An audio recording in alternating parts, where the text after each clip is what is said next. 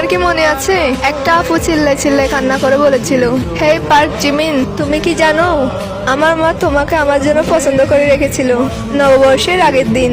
সত্যি আমি থাকতে চাই তোমার কাছে।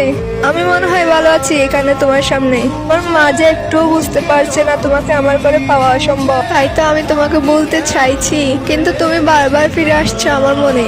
আমি তোমাকে বলতে চাই কিন্তু পারছি না। আমি কি করলে তোমাকে বলতে পারবো বলো জিমিন? এই কথাগুলো কত যন্ত্রণা নিয়ে এই আপুটা বলেছিল বাবু। তাদেরকে আমরা আজ হারিয়ে ফেলাই নাই, তবুও তাদেরকে হারিয়ে ফেলার যন্ত্রণা কতটুকু ভয়ঙ্কর। তারা সবাই একদিন আমাদের থেকে হারিয়ে যাবে। ওই আপুটা তো তার মনের কথা জিমিনকে বলতে পেরেছে, কিন্তু আমাদের তাও ভাগ্যে নাই মনের কথা বলার। একদিন তাদেরকে হারিয়ে ফেলবো, তখন আমাদের কি হবে? তখন তো বেঁচে থেকে মরার মতো লাশ হয়ে থাকতে হবে। তাদেরকে না পাওয়ার যন্ত্রণা দুমড়ে মুচড়ে শেষ করে দিচ্ছে, কিন্তু কিছু করার নাই, এটা মেনে নিতেই হবে। এটা আমাদের আর্মিদের জীবন।